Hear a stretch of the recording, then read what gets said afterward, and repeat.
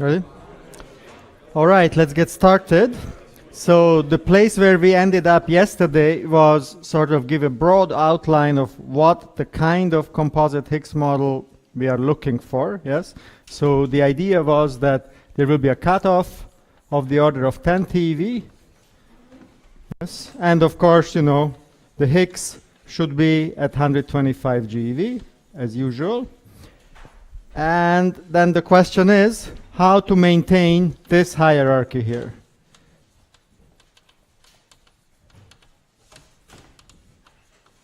So we know already that one thing that we would like to do is to make the Higgs a Goldstone boson, yes, because that will sort of, you know, ensure that the Goldstone boson is light, yes. But then the question is, how do we exactly do that? Yes? So that's the main topic for today, yes. How to make the Higgs a Goldstone, and of course, the big problem is that, as we have seen, the properties of Goldstone bosons, you know, they only have derivative interactions, and the Higgs doesn't. Yes, the Higgs has non-derivative interactions. The Higgs has Yukawa coupling, self-interactions, couplings to gauge bosons, and all of those interactions will be explicitly breaking the global symmetry. Yes, because, you know, I mean, a non-breaking interaction would be just a derivative interaction. Yes, so it should be a Goldstone, but it should be a pseudo Goldstone boson. Yes, because of all the interactions that are there from the standard model. Yes, none of those fit into the pattern of usual Goldstone interactions. So we have to make it a pseudo Goldstone, but we have to make it such that this hierarchy is actually, you know, maintained. Yeah, so this little hierarchy is maintained. So the question is how to do that. Yeah, so that's the main topic for today. Yeah, so that goes under the name of collective symmetry breaking.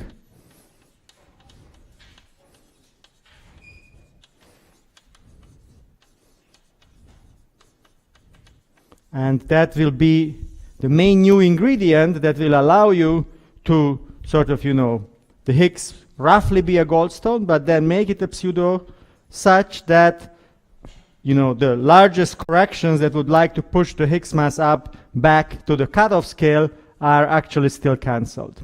Okay, so that's the idea here. Very good. So the question is again, you know, how to make sure that the explicit breaking terms that you're adding to make it, you know, make this Goldstone boson look more like the ordinary Higgs does not reintroduce the quadratic divergences. And the best way to do this is to sort of first start out with the simplest example where the group theory is really easy and, you know, you don't get swamped in, you know, complicated representations, and, you know, go step by step and build up the model that, you know, will achieve this. Yes, and then we'll try to identify what the key ingredient was in this model that can be generalized to more complicated groups and more complicated theories. Okay, so I'm going to start out with an SU3 global symmetry. So G, the global symmetry, is SU3, and the unbroken subgroup is going to be SU2. Okay, so that's a really simple breaking. Yes, again, I like it because that's one that everybody can very easily visualize. Yes, so what are the Goldstone bosons here? Yes, so you start out with an adjoint of SU3. Yes, that's where, you know, all the directions for the symmetry are the generators are living in an adjoint, and what you are ending up with is an adjoint for SU2. Yes, so the broken directions, yes, are these off diagonal directions, and then of course one combination here for the diagonal. Yes, so these are the broken directions. Yes, and of course, you know, because you have SU3 and there is SU2, there is one combination of the diagonal. Because both of them are traceless, you have to pay a little bit of attention. It's not going to be very important. Yes, the stuff that is happening in the diagonal, at least not for the argument here. How many broken directions are there? Yes, so SU3 has 8 generators. Yes, SU2 has 3 generators, so there are 5 broken directions. Yes, so that's very nice. 1, 2, 3, 4, and then again, you know, there's one combination of the diagonals. There's a mixing there because you have to make sure that both of them are traceless. Okay, so that means that the matrix of Goldstone bosons, the pion matrix, yes, you can write in a simple way. So the pion matrix, yes, so that's the matrix that will go into the exponential of this nonlinearly realized field eventually.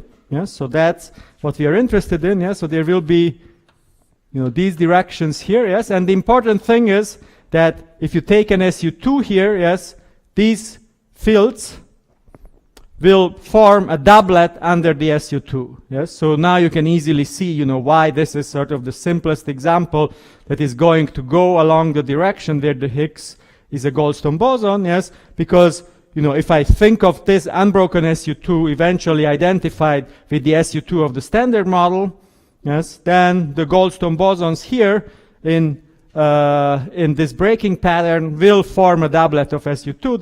That's what you're interested in. Yes. So the easiest way to say is to say that there's a complex doublet here, and then there is the Hermitian conjugate of that same complex doublet over there. And as I said, there's one more Goldstone boson which is, you know, living in the diagonal. I'm going to write it out once, but then never bother with it anymore. 8 over root 6, 8 over root 6. Minus 2 8 over root 6. Okay, so this is a real singlet. Yes, that's the fifth guy that is needed. Yes, but we'll be mainly focusing just on the doublet. You know, the eta is not so important because we didn't, you know, eventually you want to do SU2 cross U1. You may have to, you know, I mean, eventually for a real model is important, but to conceptually just understand, you know, what collective breaking is, you know, that eta will not play an important role. Okay, very good. So, okay, so so here we have our Goldstone bosons. They have the quantum number that looks like the Higgs if I gauge this SU2 subgroup. Yes. So the most naive thing is naive attempt number 1. Yes, is to take this theory and gauge the SU2 subgroup.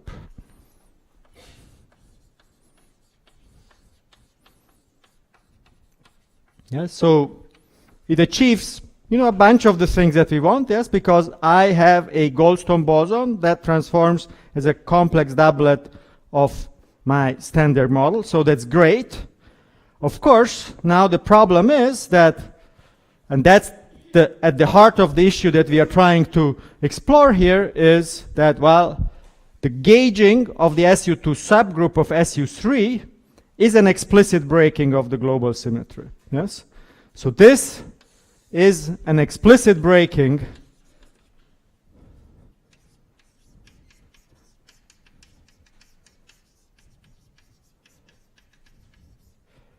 of the global symmetry, of the SU3 global symmetry. And so the question is, what happens to that hierarchy? Yes? Am I going to maintain the hierarchy or not?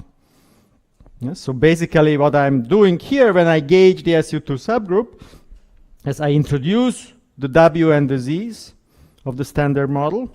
Yes? And I do give explicit non-derivative interactions to these Goldstone bosons. Yes?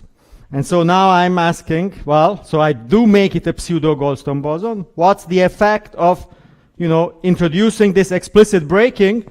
Something of this sort has to be there, yes? Otherwise the Higgs is not going to look like, otherwise this doublet, you know, it's fine that it's a light, you know, Goldstone boson, but it will not look like the observed standard model Higgs. So something like this you will have to do eventually, yes? So the question is, what is the effect? Well, let's go ahead and explicitly calculate, you know, what the effect of this explicit breaking will be.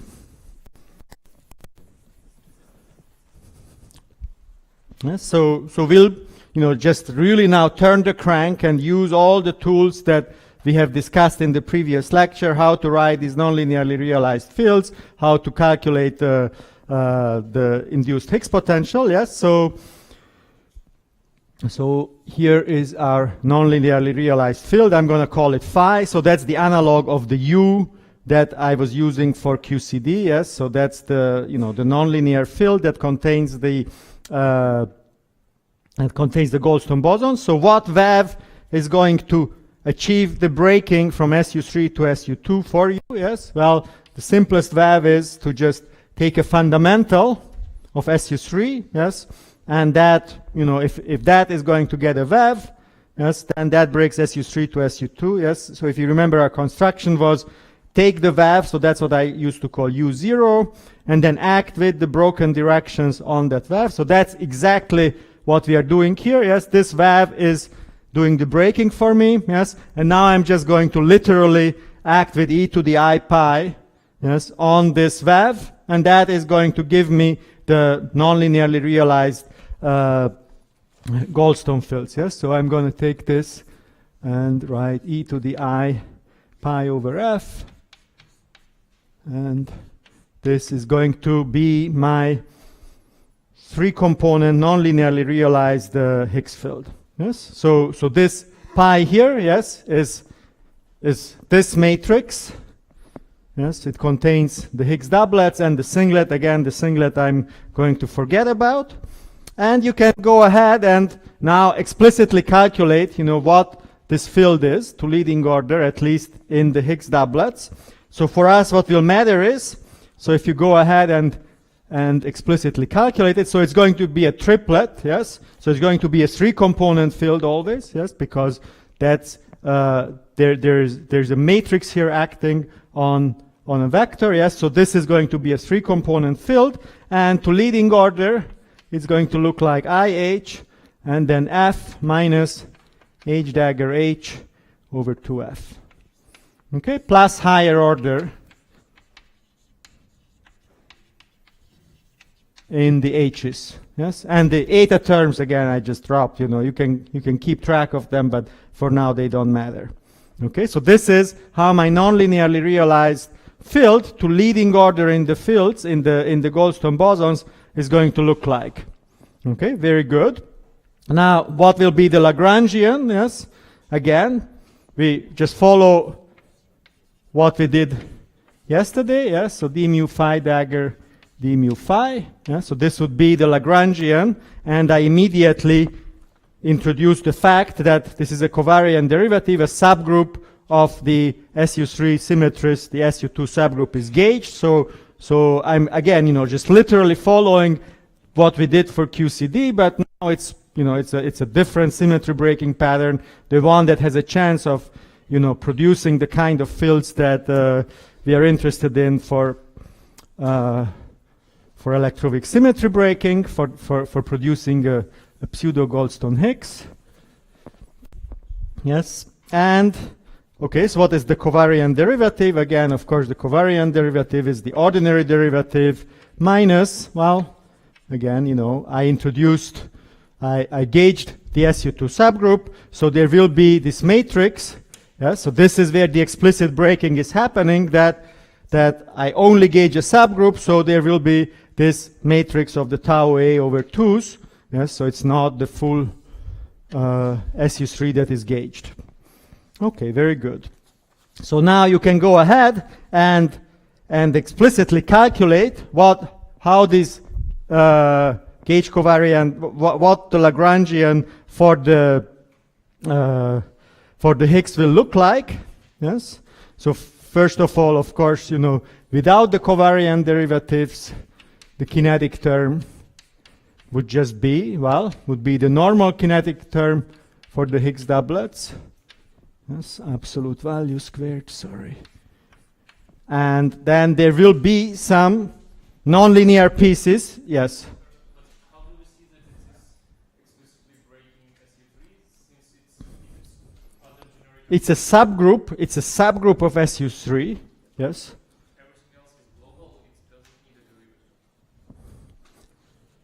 derivative. So basically, the way you should think about it is that you have your complete SU3 symmetry, yes. Every generator is equivalent, and now you have taken a particular subgroup which will have certain interactions, and the rest of the SU3 is not going to have those interactions.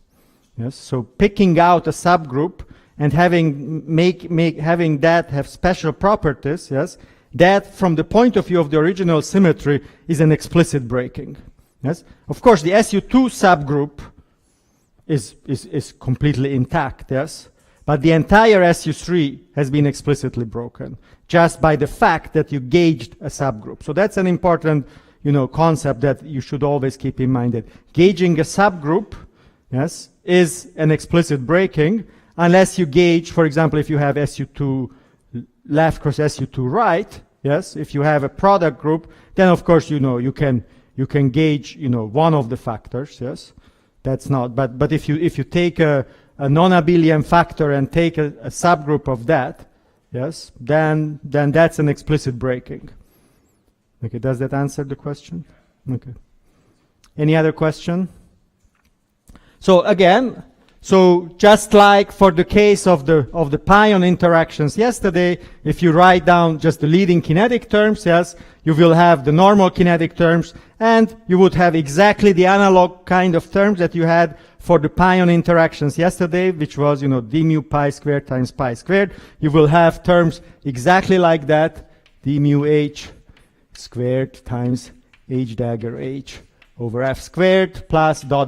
Yes, so it's literally, the same kind of expression that we saw for the pion scattering yesterday. Yes, and of course, once you gauge it, it turns out that what will happen is that these ordinary derivatives are going to be turned into covariant derivatives. So the d mu phi dagger d mu phi. So that's just going to be covariant derivative h squared plus covariant derivative, h squared h dagger h over f squared plus ... Okay? So that's nice, but again, the problem is that now these covariant derivatives are explicitly breaking the symmetry. So you have introduced, in these covariant derivatives, you have introduced interactions of the form g w times h absolute value squared. Yes, I mean there are matrices here. So basically you reintroduced by hand the standard model gauge interactions. So you have reintroduced by hand the vertices, the Hicks WW and the Hicks W interactions, yes, which is good. You need to have them, yes. But the problem is that now you can go ahead and start calculating the effect of these interactions on the Higgs potential, yes. And guess what? Well, you reintroduce the standard model interactions, and you will recover the quadratic divergences of the standard model. Yes. I mean, it's not a big shocker, yes? You added the standard model interactions. You knew they were quadratically divergent. It's an explicit breaking term. And, you made the Higgs a pseudo Goldstone, but you did it in the most naive way without any additional regard for, the quadratic divergences, and they are just back. Yes. So at this point, you really didn't gain much. Yes. The standard model quadratic divergences are back. Okay. So you introduced a shift symmetry that protected the mass of the Higgs. Now you broke the shift symmetry. It does no longer protect the mass of the Higgs, and the quadratic divergences are back. Yes. Why don't we worry about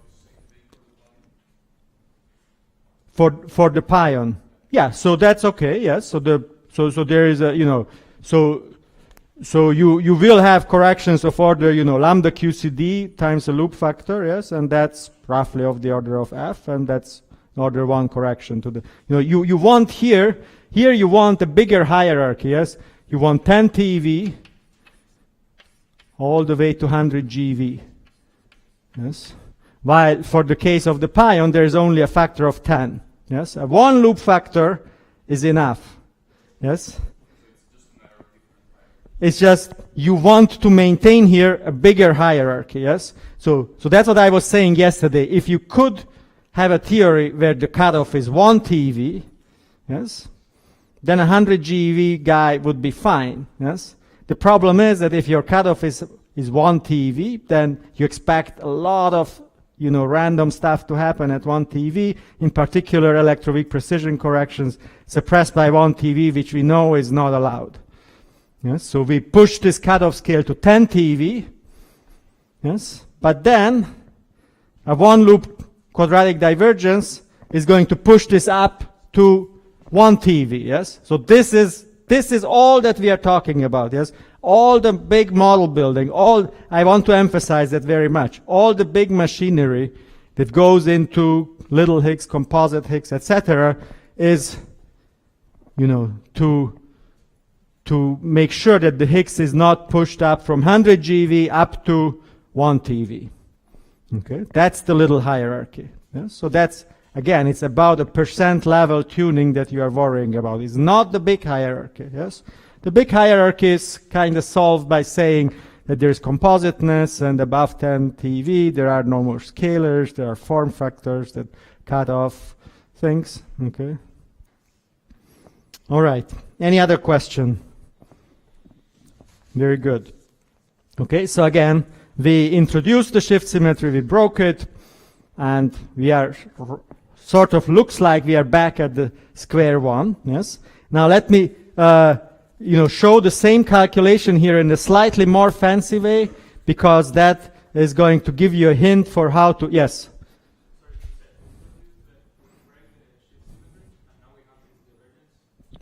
Right.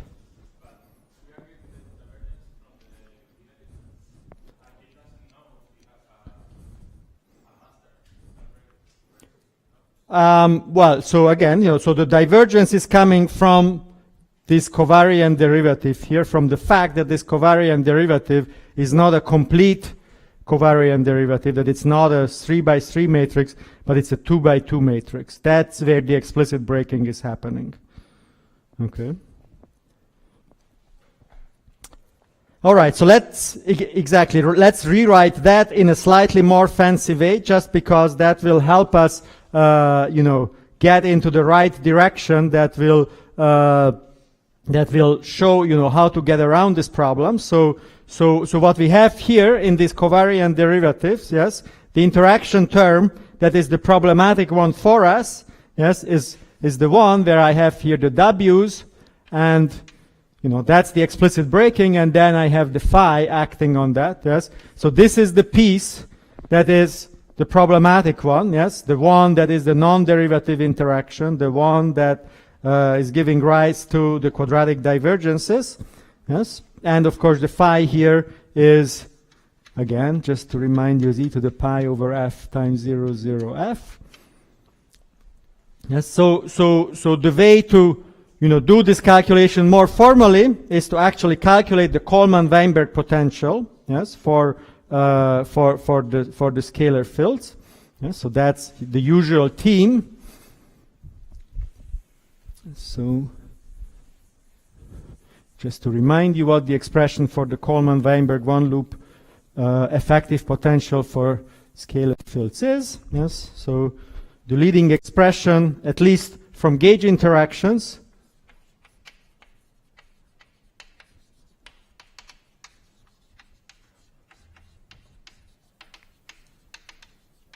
so this is something that hopefully all of you have seen in a quantum field theory class. Yeah, so this is the one loop effective potential for scalar fields due to all kinds of interactions with gauge fields, with fermions, with scalars. The piece for gauge interactions will start out as lambda squared over 16 pi squared times trace m dagger m, and I will explain what exactly these terms are, plus 3 over 64 pi squared times trace m dagger m times squared times log m dagger m over lambda squared Okay, so this is the expression for the Coleman-Weinberg potential. So this is the quadratically divergent piece. So this is the piece that we are worried about. Yes, and M is the mass matrix, in this particular case, for the gauge bosons that are field dependent. So the M is the field dependent gauge boson mass. Yes, and of course, there's a similar expression for the fermions. There's a different sign, and there's a different spin factor. You can write the whole thing as a super trace if you want, with exactly the same factors. Okay, it doesn't matter. Okay, so the important thing is this is the field dependent mass for the gauge bosons. Yes, so that's literally, this expression here. Yes. So how would we write the field-dependent mass in our case? Yes. Well, in our case, the field-dependent mass would be in the basis for the gauge bosons. Yes. It will look like this.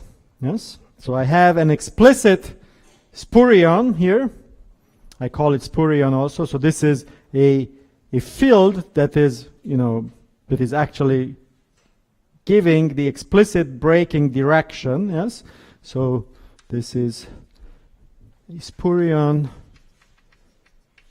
yes, that is telling you what direction have I broken the SU3 symmetry explicitly in. Yes, so well, I have broken it in the direction of the SU2s. Yes, so this is going to be the explicit expression for the field dependent mass, yes, of the SU2 gauge bosons. Okay, so now I can just take this and explicitly substitute it into the Coleman-Weinberg potential formula. Yes, and what I will get here is that the expression is lambda squared over 16 pi squared times phi dagger m phi. Yes, that's the quadratically divergent piece for the Coleman-Weinberg potential. Yes, and you can see why this is quadratically divergent. Yes, so if M was a unit matrix, yes, that would mean I didn't introduce an explicit braking. Yes, because then of course this would just be an invariant of SU3. If M was a unit matrix, yes, this term wouldn't be there, and I would just get phi dagger phi. Yes, and that's a piece that doesn't depend on the Hicks, on the Goldstone bosons, yes, which I'm identifying with the Hicks. Yes, but the fact that I have this explicit braking introduced here, yes, that will make sure that this expression is actually not independent of the Hicks anymore. Yes, it will pick up a dependence on the Hicks. Yes, you can go ahead and now very easily calculate it. Yes, because it's now super easy to get it, yes, because, well, this is just going to be a matrix projection here, still M dagger M, yes, and it's just going to, what we had here, we had the H, and then, we had F minus H dagger H, blah, blah, blah, yes, so H, and then, I'm sorry?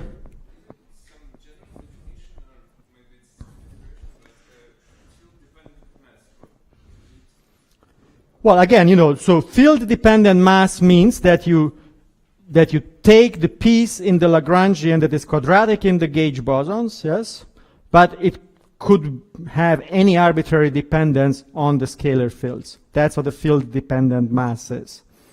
Okay, so you take your Lagrangian, you pick out the piece that has two gauge bosons, yes, and it can have arbitrary number of Hickses.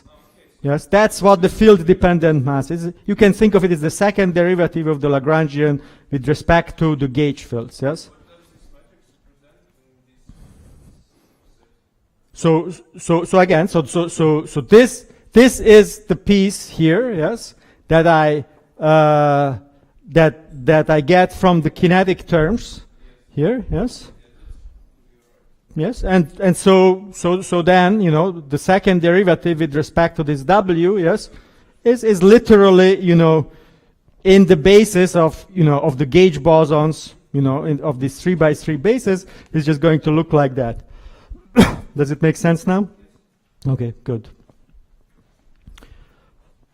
So what I'm trying to say is that, you know, because I have this M dagger M showing up here, clearly this piece is just going to pick out an H dagger H, yes, because the third component is not going to contribute, and it was the third component, if that was there, yes, that would cancel, you know, the H dagger H from the first 2 components. But because I have this sort of, you know, incomplete matrix here, yes, which is exactly the source of the explicit breaking, yes, I will pick up the H dagger H piece. And it's as quadratically divergent as it was in the standard model. Okay.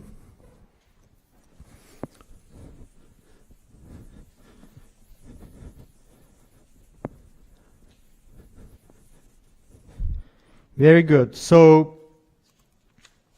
the quadratic divergence is literally g squared lambda squared over 16 pi squared times H dagger H. Sorry, so this is, yes, H dagger H. Yes, so it's this basically the same expression as the standard model. So at this point you didn't gain much. Now, but the one thing that you did gain is that you gained an understanding of, you know, where did this thing go wrong? Yes, well, the place where it went wrong is that I have this projection here, yes, that is only picking out the first 2 components. So technically, naively, you would say, well, if I had the entire M here, if it was a unit matrix, yes, then I wouldn't have this divergence. Okay, so that would be naive attempt number 2.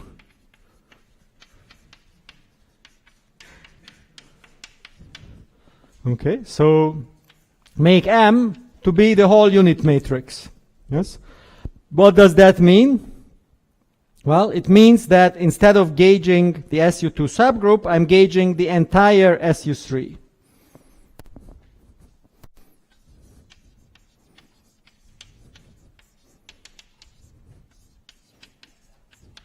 Well, obviously, that will have no quadratic divergences because I didn't introduce an explicit breaking at all because I gauged the entire SU3. But there's one big problem there, yes.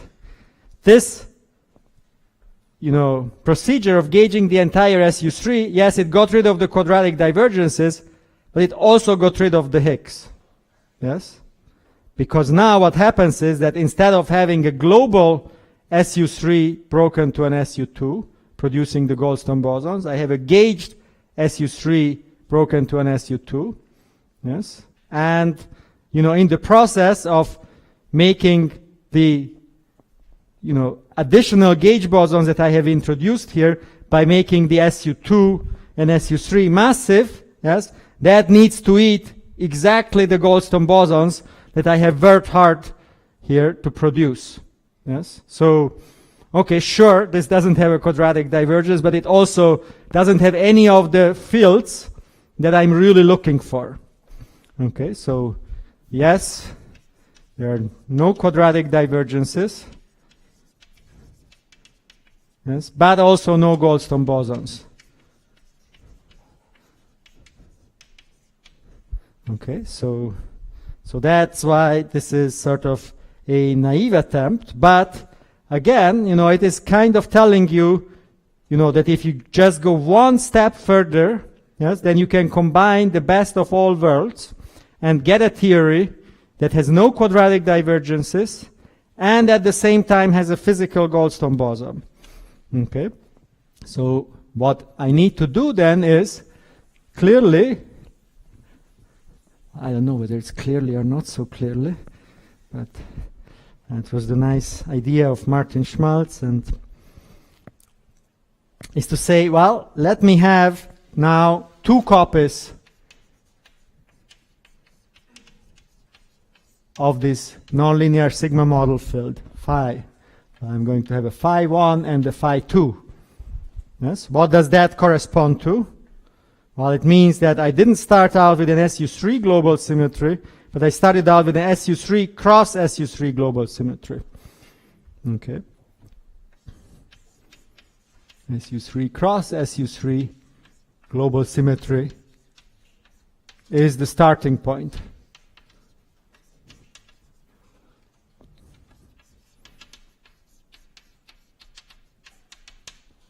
Okay, so, and both of these are going to be broken to SU2s.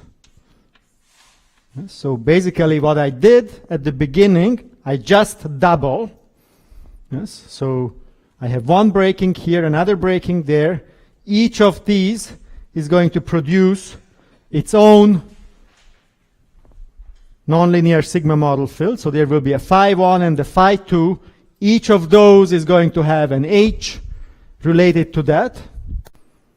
Yes. And now, how do I introduce the gauge interactions? Yes. Well, so this is the trick, yes.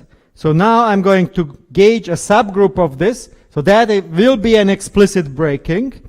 Yes, but I'm not going to gauge any of the SU2 subgroups, but I will gauge the diagonal SU3 subgroup. Okay, so I will gauge SU3 diagonal. Okay, so this is an explicit breaking of the full global symmetry.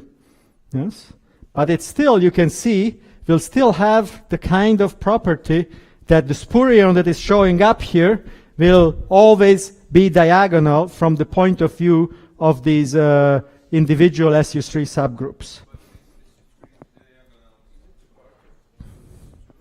I'm sorry? Well, so the SU3 diagonal contains, of course, SU2 diagonal, yes, but, you know, well, it's, the SU3 diagonal is, you know, when you perform the, you know, the two SU3 simultaneously, yes, that's what the diagonal SU3 subgroup is, yes, so you take them to be equal, and now you see why you needed to double that, yes, because, you know, when you are, so now you have, what you have is you have two H's, you have an H1 and then an H2, yes, you break the you gauge the diagonal SU3 subgroup, yes, now that SU3 subgroup itself is broken to SU2 diagonal through these valves, yes, so this one is broken to SU2 diagonal, yes, through these two valves, yes, which will indeed eat, you know, one of the Higgs doublets, but now I started out with two. Yes, so one of them is eaten, yes, so that is sort of the story that we had over here, but because I started out with two, one combination will remain physical, yes. On the other hand, the structure of the spurion that I have introduced here is going to be a unit matrix, yes, so I'm going to get the best of both worlds, yes, so there will be an uneaten doublet Goldstone boson, yes, but the expectation is that now, knowing how to do this Coleman Weinberg calculation, yes, there will actually not be a quadratic divergence introduced for that remaining Goldstone boson. Okay, so we can go ahead and explicitly do this. Yes. In what direction? Is it too loud, or maybe it can also be adjusted somehow, the volume, or?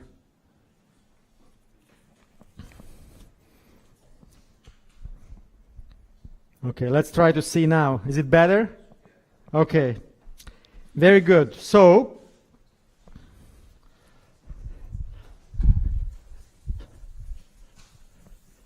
well, at least it keeps you from falling asleep. Yes.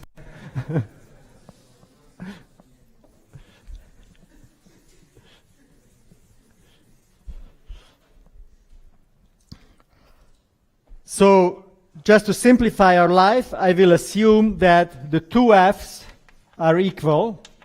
Yes, of course, it doesn't have to be, and then, you know, you have that freedom to play around when you are actually doing the phenomenology of the model. Does this one have an equal F to that? Okay, I'm just gonna simplify our life, and I'm going to take that equal, and I will also assume that the waves are aligned. Yes, meaning that those two breakings of SU3 to SU2 are happening in the same direction. So the phi 1 will look like e to the I pi 1 over f 0, 0, f.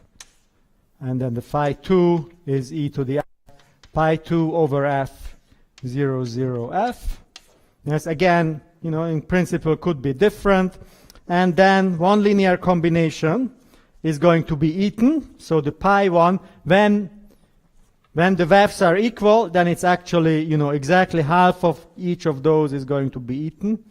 Yes, of course, when the f's are not equal, then you can play around what fraction is eaten, what fraction is not. And, this may be important, for a specific, model, but again, that's not the main point here. So pi 1 plus pi 2 is eaten. Yes. So actually, from the point of view of the uneaten field, you can write the phi 1 as e to the I pi and phi 2 as e to the minus I pi, yes, because that's the direction that is uneaten, yes. So pi 1 minus pi 2 is physical. Okay. And then you can go ahead. Of course, the Lagrangian is now d mu phi 1 absolute value squared plus d mu phi 2 absolute value squared, yes, where the d mu, again, is including the covariant derivative now with respect to the diagonal subgroup, yes. But from the point of view of each of these SU3s, yes, this is going to be now a complete 3x3 matrix with all the gauge bosons there. Yes. So when you calculate the analog of the Coleman Weinberg potential that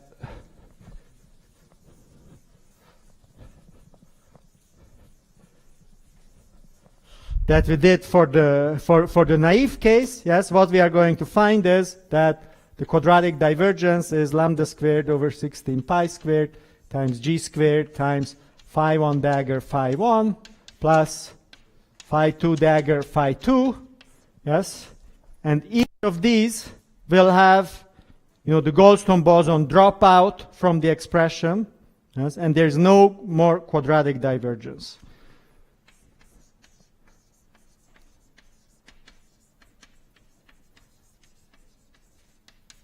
Okay, so the one loop quadratic divergence is canceling in this theory. So the question is, why did this happen?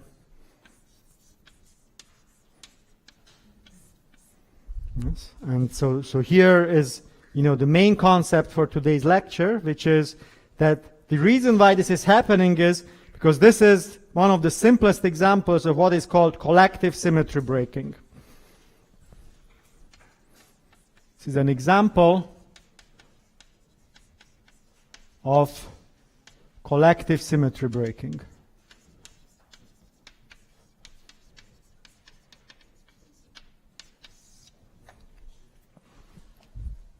Okay, so let's try to understand what collective symmetry breaking actually means.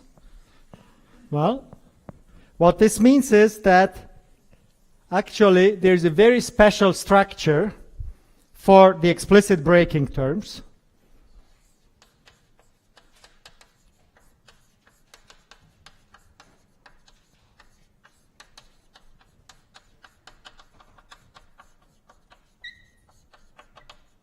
Namely, there are several explicit breaking terms introduced into the theory.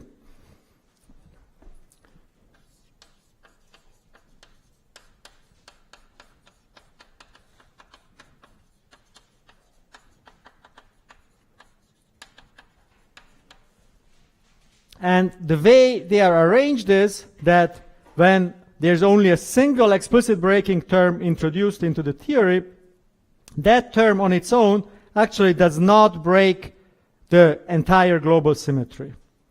Okay, so that you need to have several terms turned on at once to feel the effect that the goldstone is actually not a true goldstone, but a pseudo goldstone.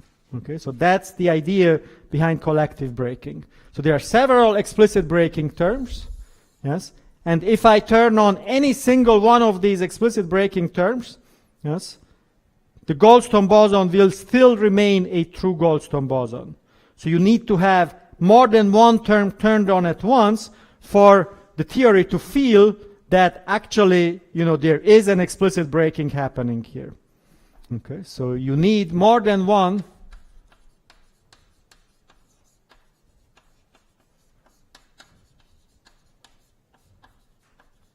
turned on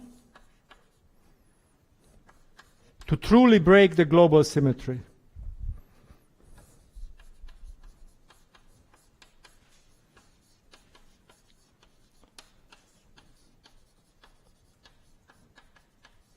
Okay, if I have only a single one turned on, then the global symmetry, or maybe a subgroup of it, which is still sufficient, which is big enough to still protect the Higgs, is still going to be unbroken, and the Higgs will still be a true real goldstone boson, and only when two terms are turned on, yes, will you actually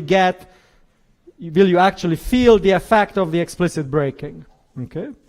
And the reason why this is important is because this will mean that any diagram that is actually going to be quadratically divergent will have to have an insertion of more than one coupling. Yes? And usually the more couplings you are inserting, the more you are softening the divergences of the particular diagram that you are calculating. Okay, so that means that you will need to insert all of those terms that are needed in order for you to feel that the breaking is actually an explicit breaking. All of those have to be showing up in your particular diagram in order for you to have a chance to actually generate a potential for the Higgs. Yes? But the more insertions you are using in a particular diagram, the softer it is going to be. So the less divergent it is going to be. Okay? So let's see how does this explicitly happening, this nice generic philosophy, how does it explicitly happening in this simplest, in this SU3 model. So that's the one that is called the simplest little Higgs model. I didn't say that.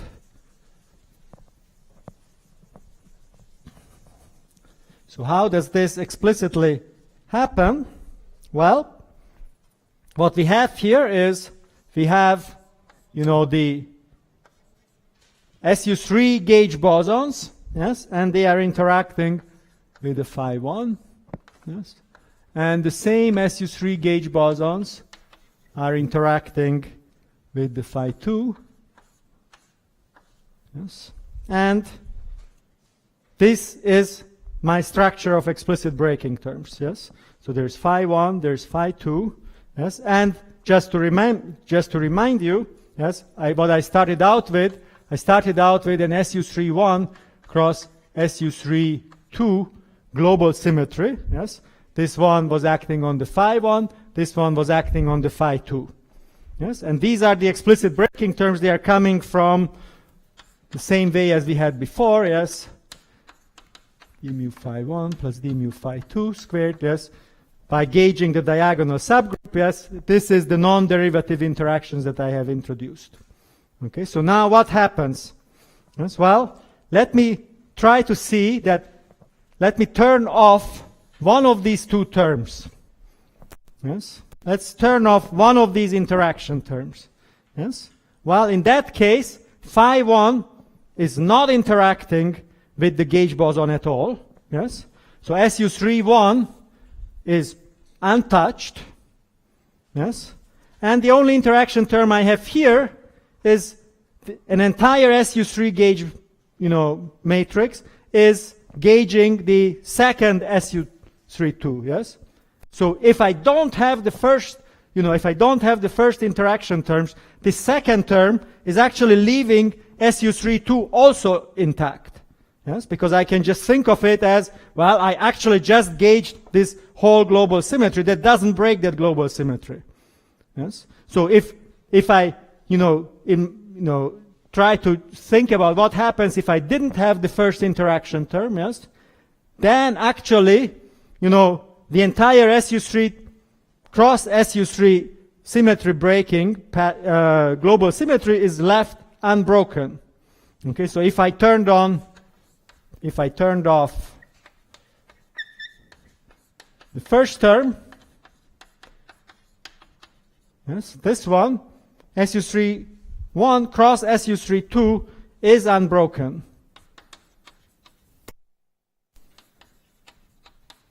Yes, because in that case I can just think of the interaction between the gauge fields and the second Goldstone multiplet as just gauging the entire second SU3 group. Yes. Of course, now I could do it the other way around. I can turn this one on and this one off. Yes. I get the same conclusion. Yes.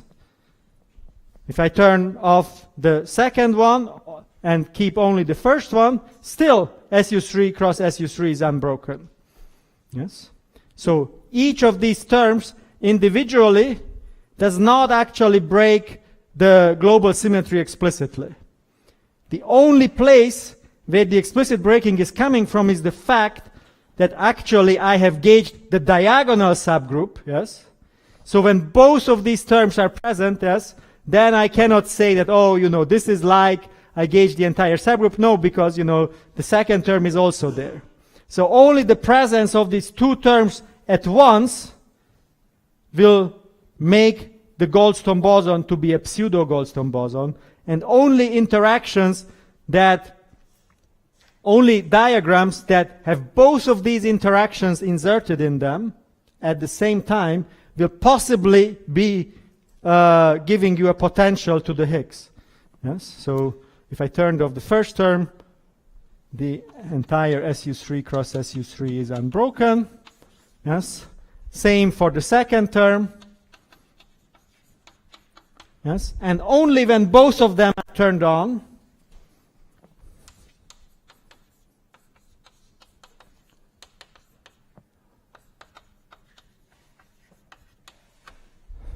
will there be an actual explicit breaking.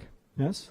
So only diagrams that contain both of these interactions could possibly generate a potential for your Higgs. Yes, if I have a diagram with only one of these interactions, yes, the global symmetry is still there. The Higgs is still an exact Goldstone boson, so it couldn't possibly generate any potential for you. Yes. So only diagrams that contain both of these interactions can generate a potential, but now I have an additional insertion. Yes? So the expectation is that in that case you will actually not generate a quadratic divergence anymore. Yes? So in fact you can explicitly check which one is the lowest diagram that is going to contribute. Yes? So in this language, well, you need, what is it that you need? Yes? So you have the interactions of the phi 1 dagger phi 1, yes, and you have here your two gauge bosons, and then what you can do is you can close up that loop now with the other interaction, yes, with the phi 2 dagger phi 2, yes, and this is the first one that could possibly generate a potential for you, yes, but because you had to use, two insertions, yes, this diagram is no longer quadratically divergent. Okay, so this is, again, collective symmetry breaking. You were forced to include, two insertions of two different couplings, and that softened the degree of divergence for you. Okay, so again, that's the underlying reason. Yes, and that's the bigger concept that is generalized to all of these composite Higgs models. So every composite Higgs model that is on the market eventually is, one form or another is using this trick. Okay, so this trick is by Arkani Hamed who was it? I guess it was Cohen, Katz, and Nelson. This was called collective symmetry breaking. And the model that we have discussed here is called the simplest little Higgs model. And we will discuss, of course, soon what the difference between little Higgs and composite Higgs models is. Not very big difference. So this was a model by Martin Schmalz. Okay. Very good. And of course, you can go ahead and then check that this diagram truly is going to have a contribution to the potential of the Higgs. So this will give you a potential for the Higgs. But again, it's no longer quadratically divergent.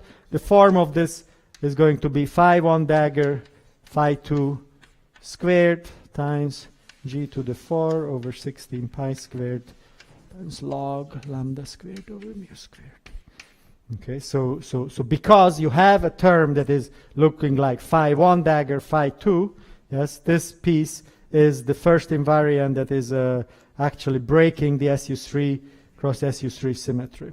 Okay, so you can go ahead and expand phi 1 dagger phi 2 in the fields, and you will find, yes, the reason why phi 1 dagger phi 2 the Higgs doesn't drop out is, yes, because it was sort of, the combination where one of the pi is equal to minus the other pi. Yes, that's the one that was the uneaten one. So this one truly is going to depend on the Higgs. Yes. So from this one, the Higgs doesn't drop out. Yes. So from phi 1 dagger phi 1, of course, and phi 2 dagger phi 2, the Higgs does drop out. But from this term, the Higgs doesn't drop out. Yes. And so this is f squared minus 2h dagger h over f squared f plus dot dot dot. Okay. So that's the kind of term that you are going to get here. And so how large is this mass term? Yes, that is going to be generated here. Well, so I just plug in here the f squared, yes, times h dagger h. So the biggest correction is going to be of the form g to the 4 over 16 pi squared f squared times log lambda squared over mu squared times h dagger h. Yes. So basically the kind of mass correction that you're getting is f over 4 pi. Yes. So if f is 1 TeV, then this is something of the order of 100 GeV. Okay. So this would be sort of the same order as the mass of the Higgs itself. Yes, so we would not be worrying about it. Okay, so now the big question is, so there's no quadratic divergence. Yes, so what or who canceled the quadratic divergence?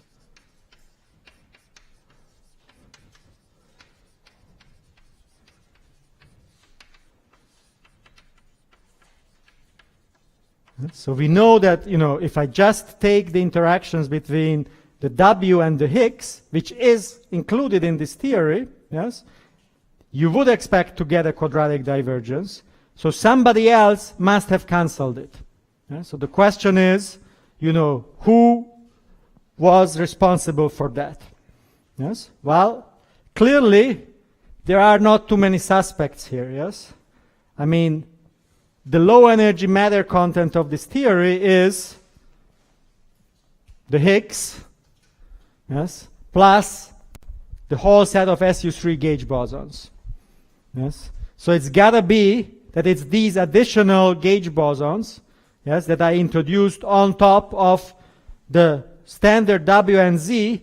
They must be the ones that are responsible for canceling the quadratic divergences. Yes.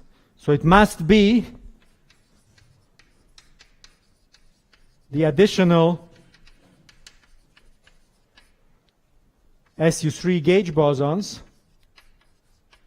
that are doing the job for you. And that's a very important additional lesson, yes? So if you want to cancel the quadratic divergences, yes, of course you need new particles, to show up in your theory.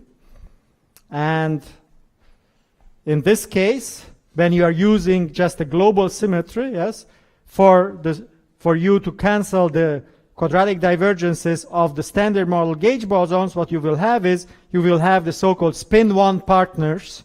So these are called the spin 1 partners of the standard model gauge bosons. Okay, so let's try to see who they are and how their interactions look like.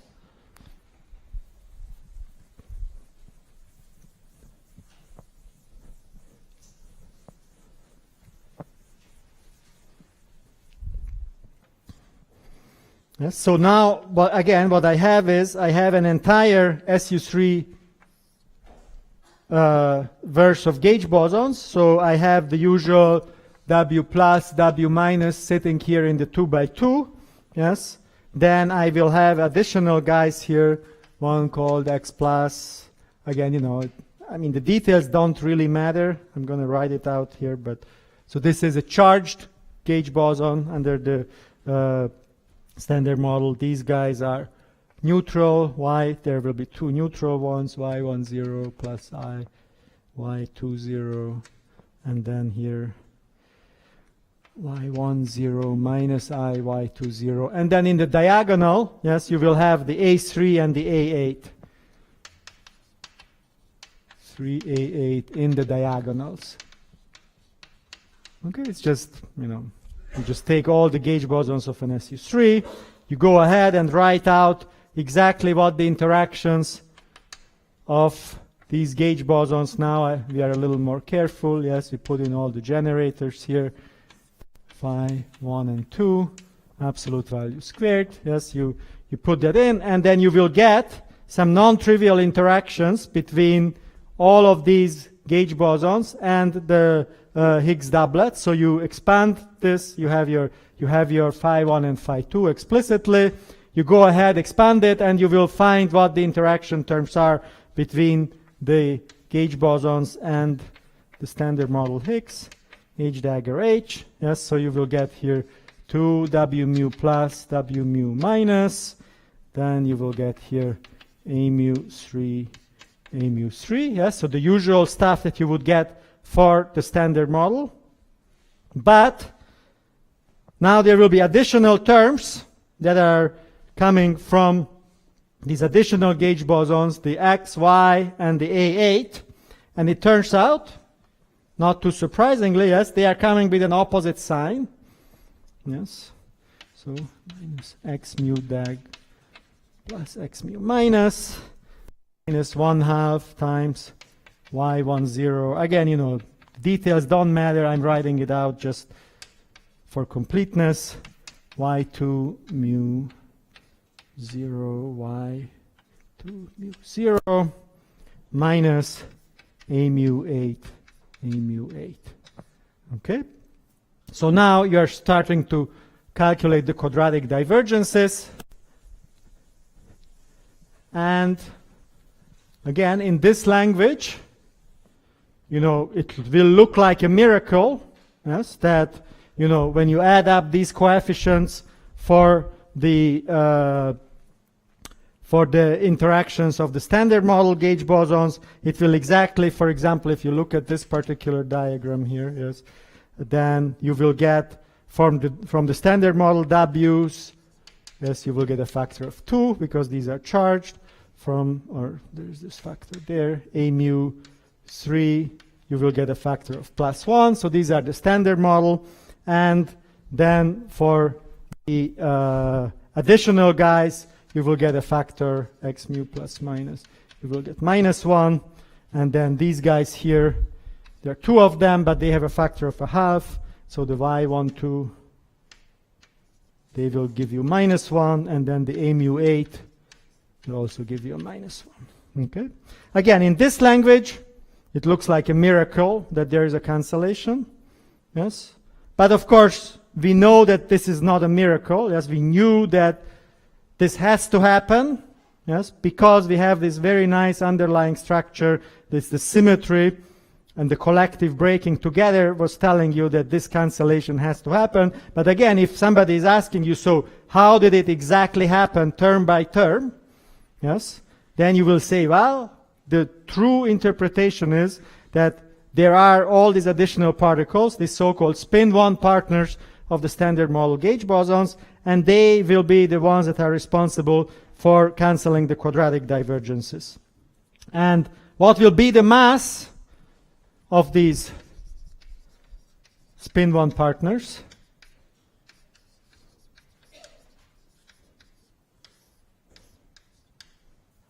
Well, you know, they have the same gauge interaction as the standard model, yes, because the SU2 is part of that, and they are going to get a mass from, you know, the breaking of SU3 down to SU2, so their mass is expected to be of the order of G times F, where this G is truly the standard model G. Yes. So basically what happens is that our picture, where we said that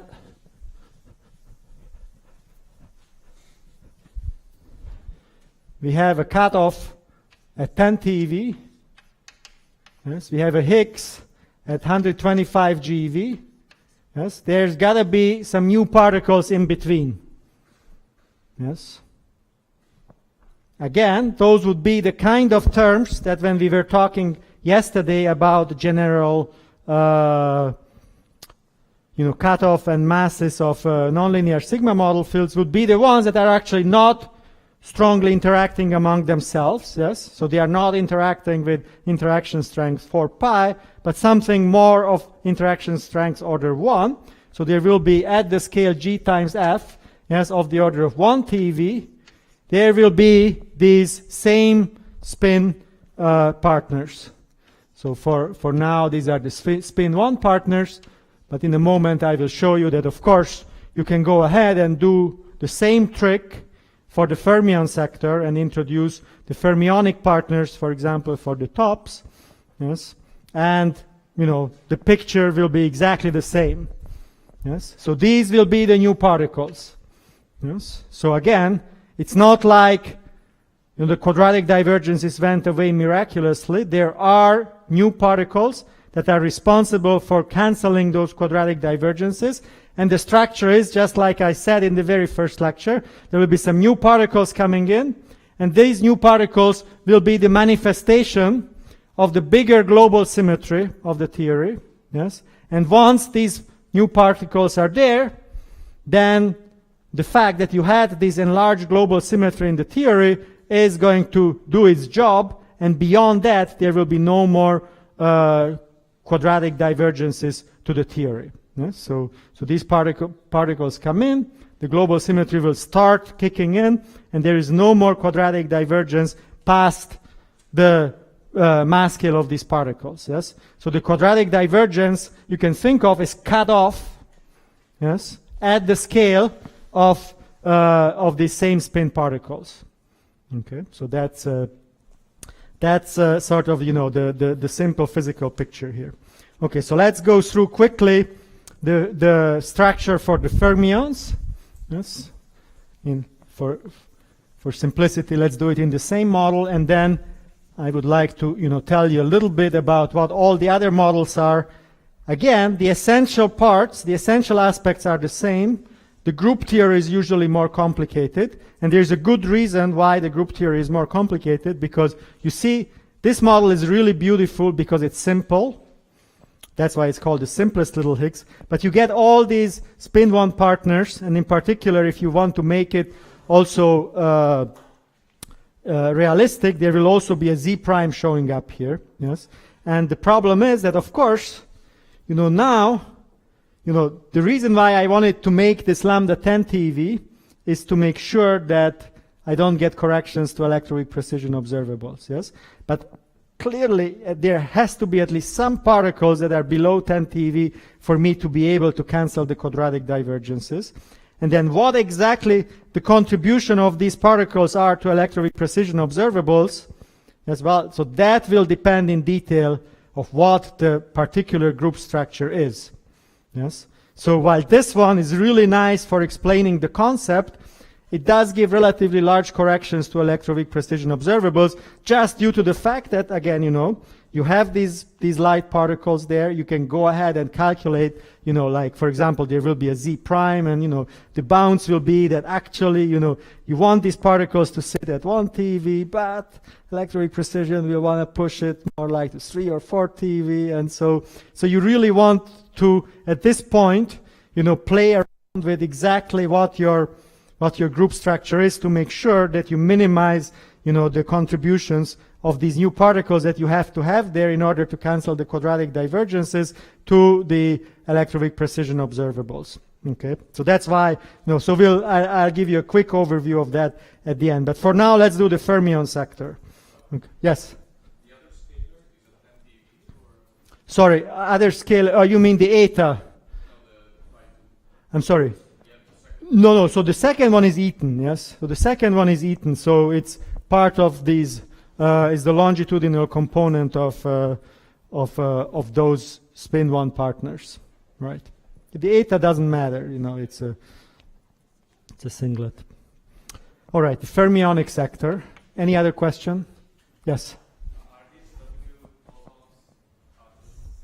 So these are supposed to be the standard model. Again, you know, I didn't quite make it the standard model because I didn't tell you how to deal with hypercharge exactly. It turns out to really get the standard model right, you need an extra U1. Okay, but these are roughly the W and the Z of the standard model, yes, and then these are the, you know, the partners. So doesn't this model also predict that the WZ mass should be around 1 TeV, or is there a way to make them lighter? No, so these are not at 1 TeV, yes. So these guys, you know, so when I broke SU3 down to SU2, yes, these guys didn't get a mass, yes. So from this breaking 0,0F, yes, not every gauge boson is getting a mass, yes. So these ones are not getting a mass, yes. These ones are getting a mass of order G times F. Of course, no, that would be a big problem, yes, if the W and the Z turned out to be also of the order of 1 TeV. Okay. Again, you know, the one thing I didn't do is hypercharge. You know, you can complicate it a little bit, and only at 1 loop level. Yes, but again, the point is, and that follows from the argument. Yes, because, you know, I mean, you can have more complicated 2 loop diagrams that are quadratically divergent. Yes, and that, you know, our argument doesn't forbid. Yes, but again, the point is that I'm not trying to use this mechanism to solve the big hierarchy problem. So it's not like in supersymmetry where that, you know, a 5 loop, you know, quadratic divergence would still be problematic, yes, because you're trying to explain it. This is my cutoff. Here, there are no more elementary scalars. That's the idea, yes. So all you have to worry about is, you know, corrections of the order of 10 TeV, yes? And now if you take something of the order of lambda squared over 16 pi squared, yes, that's a 2-loop quadratic divergence. That's now roughly of the same order as the 1 loop with these masses, yes? So there will be 2-loop quadratic divergences here, yes? And, but again, you know, they, numerically, you know, they will give you an order 1 correction to the mass of the Higgs, yes? But they are not going to undo the hierarchy for you. Okay? Any other question? Okay, fermions.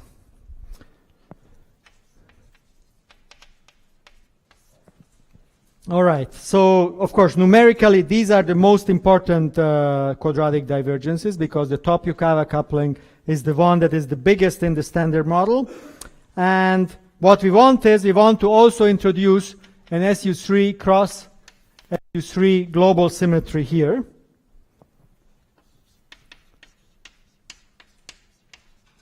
And we want to make sure that it's also collective, yes, so we want to maintain the collective symmetry breaking structure. Okay, so what you do, of course, is you take the standard model doublet, top bottom, yes, and you enlarge it to a triplet, top bottom capital T, Okay, so this will be one of the top partners.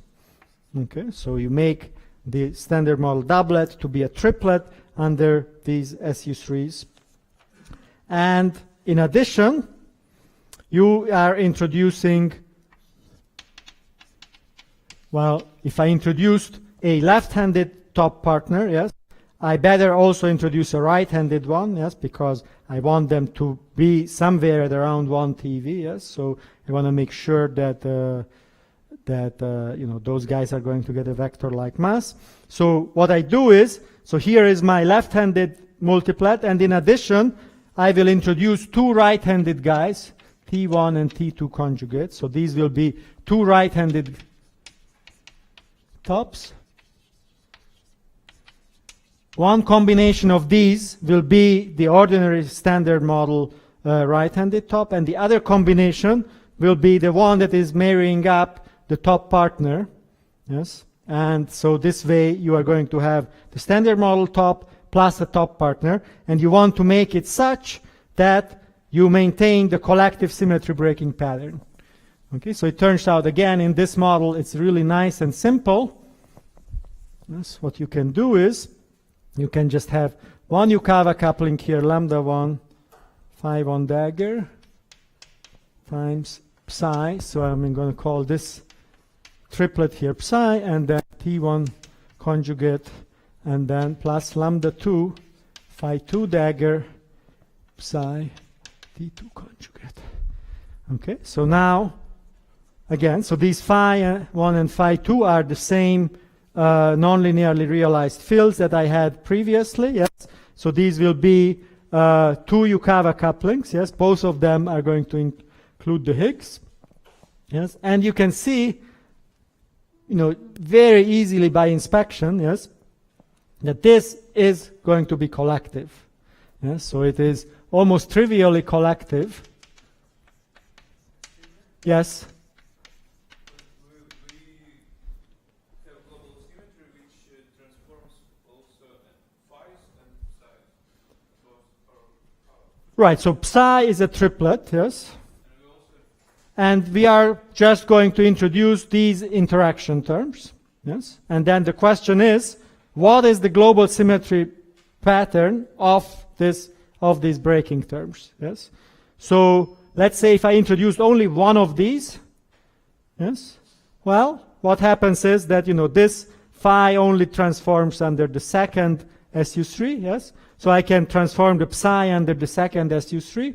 And this is now, if I have a single one of these terms, leaves the entire SU3 cross SU3 global symmetry unbroken, yes? So if I only turn on lambda 2, yes, then clearly, you know, I can make psi to transform under the second global symmetry, yes, under SU3 2, yes, and this, you know, this Lagrangian and the phi 1, of course, you know, if I turn this term off, yes, then phi 1 can just transform whichever way it wants, yes. So if I turn on only one of these terms, SU3 cross SU3 is unbroken, yes. Now if I turn off the other one, of course, I can now pretend that psi transforms under the first SU3, yes, and phi 2, of course, can transform under its own SU3, yes. Again, the whole SU3 cross SU3 global symmetry is unbroken, yes. But when both of these are there, this will be an explicit breaking, yes. Because when both of these terms are there, then you would want, for the first term, you want psi to transform like the first SU3, yes. And here you want psi to transform like the second SU3. So it's sort of almost the same. It's basically only the diagonal SU3 is going to remain unbroken here. Yes. So it's basically the same pattern as we had for the gauge symmetries. Yes. So it's SU3 diagonal that is left unbroken here. Yes. And it's done in a collective way. Yes. So it's very simple and nice. And again, you can go ahead and you know, just expand the phi in terms of the nonlinear fields. And let me just write that quickly. you have, and for simplicity, again, I will just take lambda 1 equals lambda 2 equals lambda. Again, it doesn't have to be. You can play around with, you know, what the mass pattern is for the heavy top by, you know, playing around with those Yukawas. Again, it's sort of an important, but for now not conceptually important question.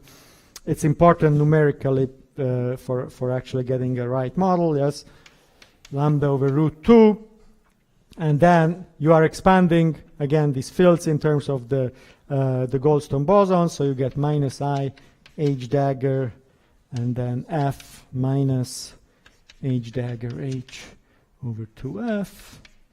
So that's the expansion of the first Higgs triplet, and then here you have your fermionic triplet, and then you have T1 conjugate, and then you have a similar term for the second guy. There are a few signs that are going to be flipped, yes, because the Goldstone is embedded oppositely into the second. I H dagger F minus H dagger over 2F. Here is the expansion of the second triplet, and then you have here QT and T2 conjugate. Okay, so that's the expansion of the Yukawa coupling in terms of the Higgs fields. And okay, so you can see that there will be some fields that are going to get a very large mass, yes, and some fields that are going to get just masses proportional to the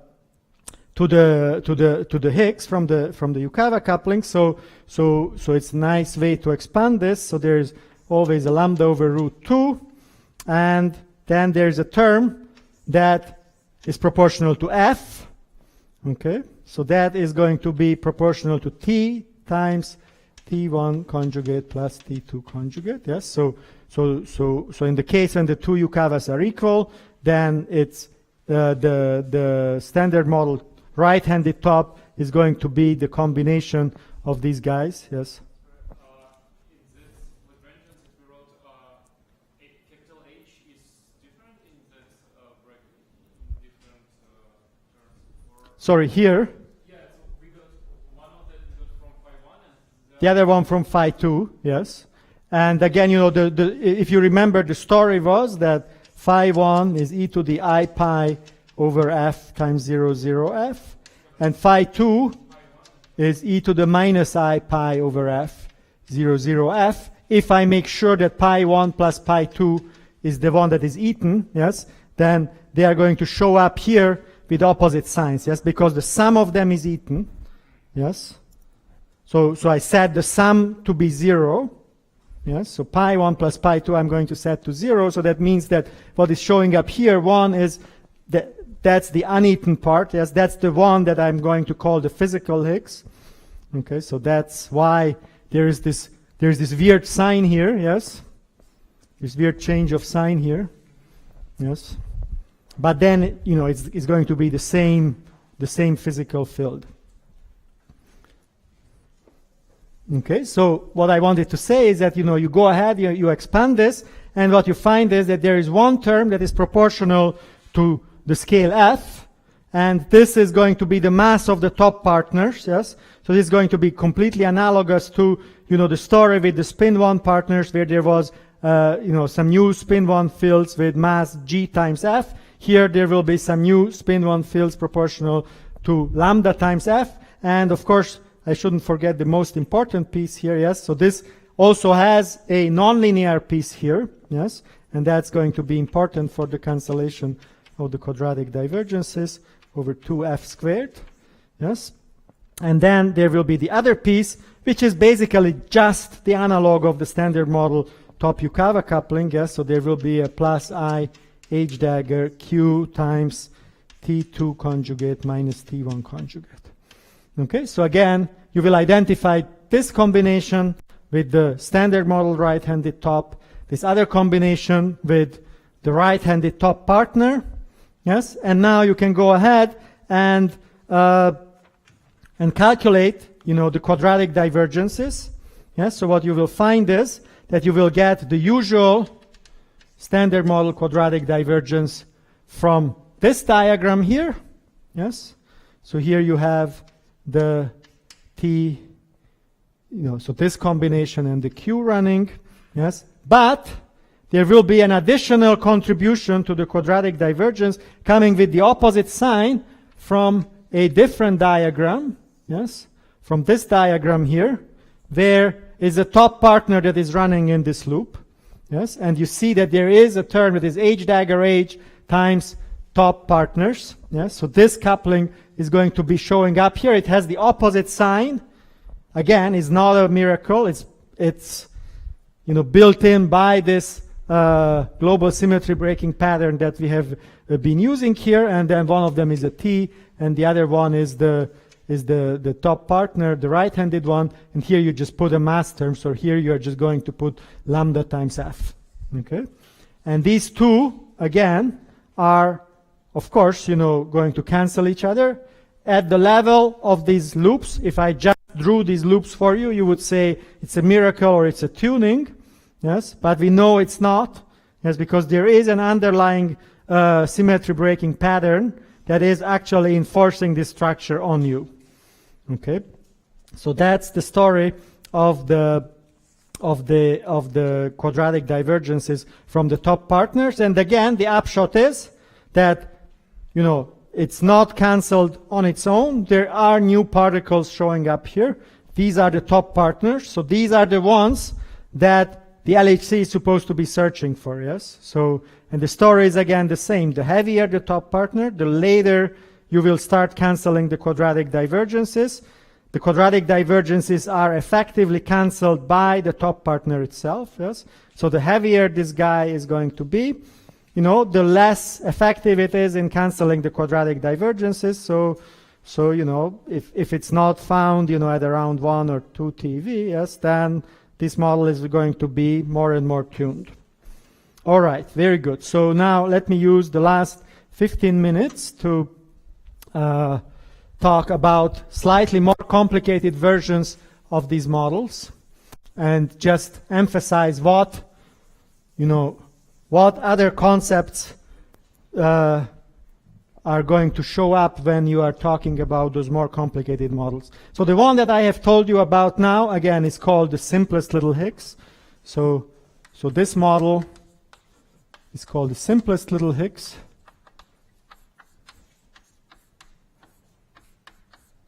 Yes. And the first model that people have been, very seriously considering was called the littlest Higgs.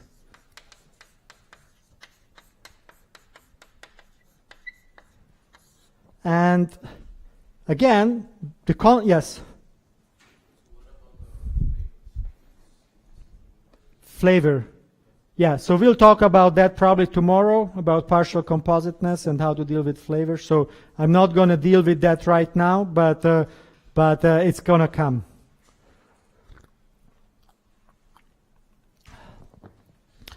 All right. So the littlest Higgs, again, the concepts are basically the same. Is a much more complicated symmetry breaking pattern.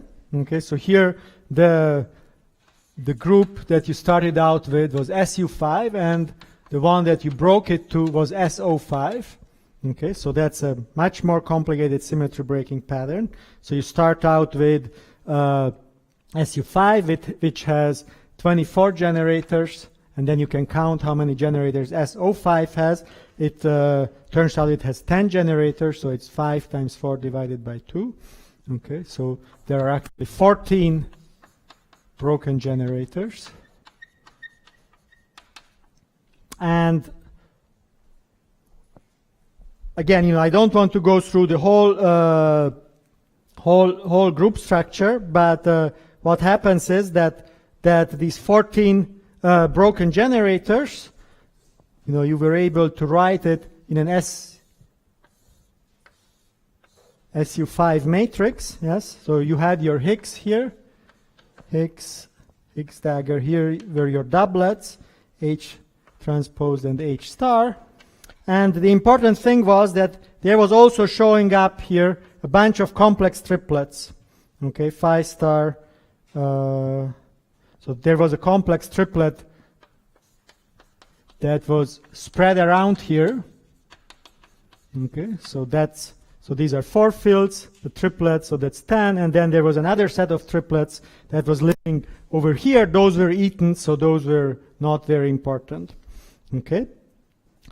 The only thing that I want to emphasize here is that, it's a more complicated group theory, has exactly the same features, so it has spin 1 partners, it has top partners, everything works the same way. There's one thing that worked differently in this model, namely the fact that this model was able to produce for you something surprising, which was actually a 3-level size quartic self-interaction for the Higgs. Okay. So the main difference, so the simplest little Higgs that I told you, there was no term in the potential that was not loop suppressed. Yes, I mean, you started out with no potential for the Higgs, you generated, some Coleman Weinberg potential, everything happened to be of the size that is loop suppressed. Yes, so the main new ingredient in this model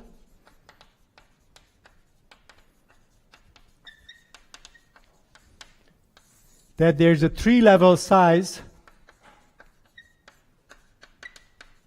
quartic self-interaction for the Higgs.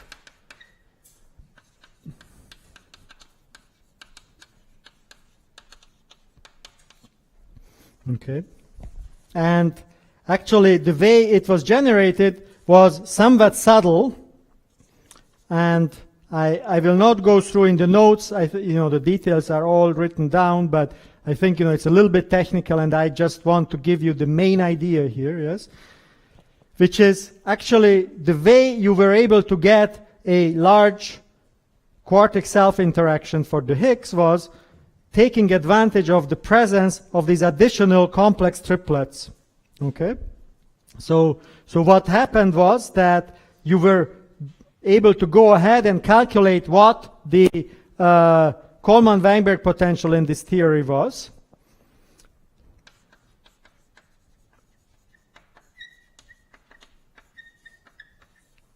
Okay, and what you found was that it has a really interesting structure. Yes, so you had your complex triplet, the one that is written here, so it's a triplet under SU2.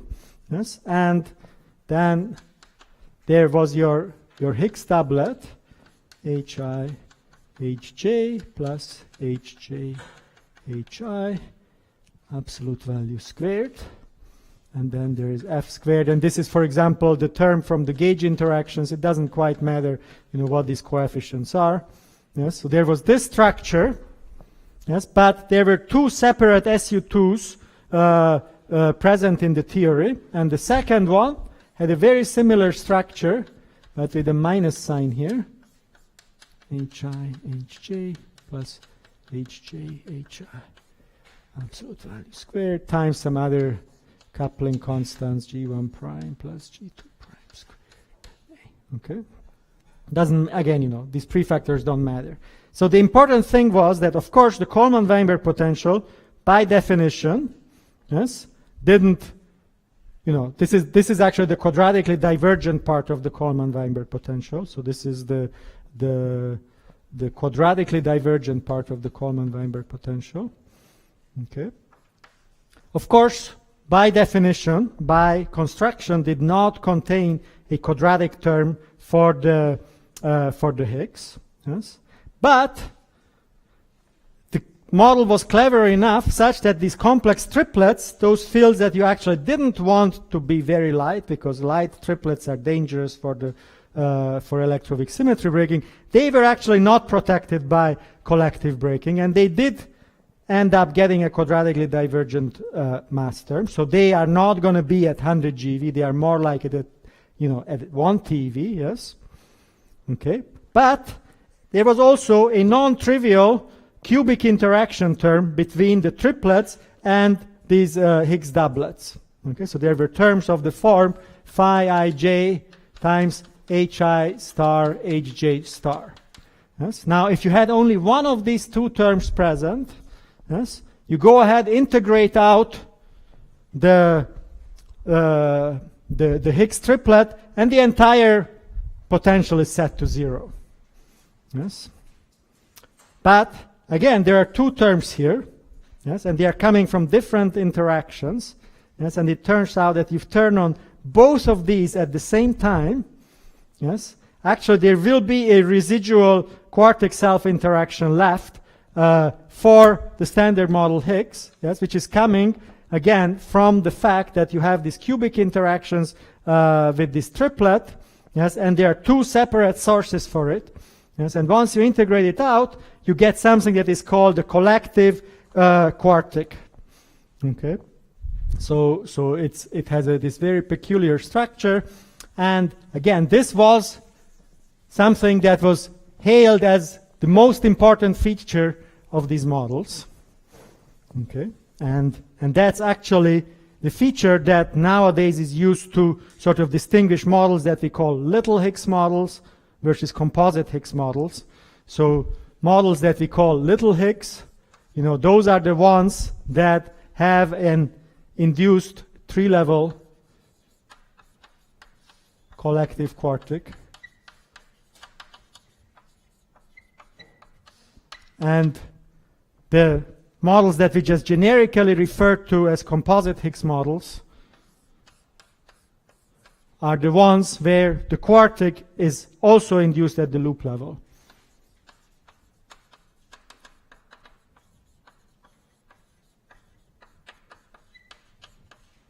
So if you're asking, you know, so what is the difference between these two kinds of models? Again, the difference is not very large. Yes, the entire philosophy is the same. You know, there's some strong interaction. There's a cutoff at 10 TeV.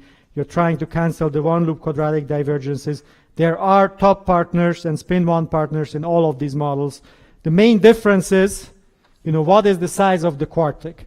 In these little Higgs models, the quartic is 3-level, and again, it has a very peculiar structure. Yes, so you can go ahead and really integrate out, you know, this phi from this Lagrangian, and you will find the quartic is something of the form A times G1 squared plus G1 prime squared,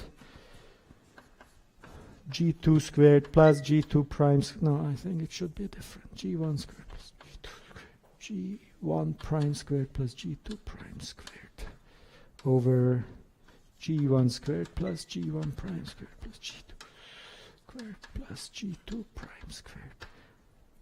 Yeah, so you can see that it has this very nice collective structure that if one set of couplings goes to 0, yes, the quartic goes to 0, the other set of coupling goes to 0, the quartic goes to 0. But together, this is still an order 1 3-level coupling, 3-level size coupling, meaning that it's not loop suppressed. Okay. Yes. Right, so I didn't say that. So there is an SU2 cross U1 squared subgroup gauged. So there are two SU2s inside the SU5. So this SU2 is gauged and that SU2 is gauged. And then there's a weird choice for the diagonal generators, two choices, yes, which are also gauged. And this 1 and 2 and 1 prime and 2 prime are referring to, like, you know, there's SU21, SU22, so this is G2 and G2 prime. Yes. Again, you know, it doesn't matter that much. You know, you will probably, if you want to understand the details, you probably will have to read the notes. I just want to emphasize what is the main difference here, yes? The main difference is this story with the quartic. Otherwise, everything is the same, yes? You will have spin-1 partners. Again, you know, it's a slightly different group theory, but, you know, the story goes through exactly the same. Top partners, again, story the same. The main difference is you will have a 3-level quartic. So how does roughly the structure of the Higgs potential look like for this littlest Higgs model? So the Higgs potential then will look like, well, you will have some loop-induced mass term, yes, and that will be something of the sort, there's a standard model coupling times the top partner mass squared, that's where the quadratic divergence is cancelled, yes, divided by 16 pi squared, times the Higgs mass, yes, plus then there will be an order 1 quartic of the form G standard model squared h to the 4th. Okay. Yes? But am I right that Coleman-Weinberg potential is one which taking into account loop order correction? So this is already the loop correction. This is the Coleman-Weinberg. But again, the weird thing is, yes, that why, okay, so first of all, so this was a loop, yes, so this was a quadratically divergent piece. So it started out as lambda squared over 16 pi squared, yes, but instead I wrote it as f squared, yes, so this is a loop, yes, but when I integrate out the triplet, yes, there will be a ratio of these terms showing up, and the quartic turns out to be not loop, just an order 1 number, which is exactly this. So there's no loop factor showing up here, just for the quartic. And again, it's an effective quartic, yes? So the point is that there's no true quartic here, yes? It's only the, you know, right. So the quartic, before taking into account the interactions with the triplet, would be loop suppressed, yes? But it's really the effect of the presence of this triplet that you're integrating out, and you know there are these two very Until we calculate loop corrections and apply Coleman. right. There's no quartic. But then effectively from some Effectively, in the below 1 TeV only, yes, below 1 TeV, below the mass of this triplet, yes, it looks like as if the Higgs potential had a 3-level quartic, but still a loop-induced mass. split, like little Higgs and composite Higgs, it's about dependence and scale, but not about where it originally came from, this part, right? Well, you can say it in some sense, yes. I mean, they are all truly loop-induced, yes, but the magnitude turns out to be large in 1, which is an important difference, because as you'll see in a moment, yes, if I go ahead and minimize this Higgs potential, yes, this is fantastic, yes, because what I find is that, you know, I have an order 1 quartic here, so I take the minimum of this potential, and what I find is, yes, that the Higgs VAV is lying roughly at m top partner divided by 4 pi. Yeah, so if the top partner is 1 TeV, the Higgs VAV is going to be roughly at 100 GeV. So this one would be a truly, completely natural electroweak symmetry breaking potential. Yes, so that's why people in the early 2000s really loved these models. Yes, you have the right suppression for the mass. You have an order 1 quartic. There is truly no tuning in this model at all. Okay. So that's really nice.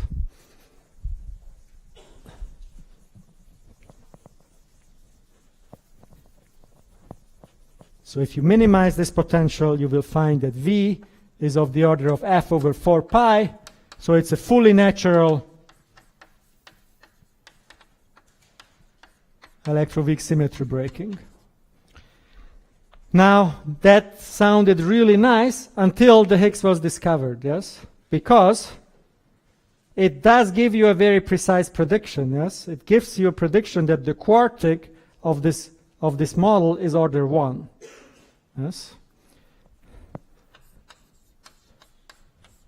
You know, the quartic now is order 1, which means that actually for this model to be truly have this feature of fully natural electroweak symmetry breaking, the Higgs doesn't want to be at 100 GeV, yes, but it wants to be more like at 200 or 300 GeV. Okay, so MH, yes, wants to be more like 300 or 400 GeV or more. Okay, basically it predicts an order 1 quartic, but the quartic now we know is 1/8. So it's a little smaller than that. So it's not quite as good anymore as it used to be. So that's why, you know, people are not focusing so much on these models anymore, but on the models where the quartic is actually also loop induced. So that's the one that we'll start picking up tomorrow. That's the one that is called the minimal composite Higgs model. Yes. So the main difference will be just, okay, forget about the 3-level quartic. It used to look nice, but actually it's not order 1. So let's just have it loop induced, as it roughly is suggested by the experiments, and go from there. Okay. So that will be the story for tomorrow. So I will talk a little bit about what the different structure of the minimal composite Higgs model is, and then we'll talk about flavor. Yes, so that's the partial compositeness. So that will be roughly the first half of tomorrow's lecture, and then we'll get started with extra dimensions, and then on Friday we'll spend on warp extra dimensions. That's roughly the plan. All right, thank you.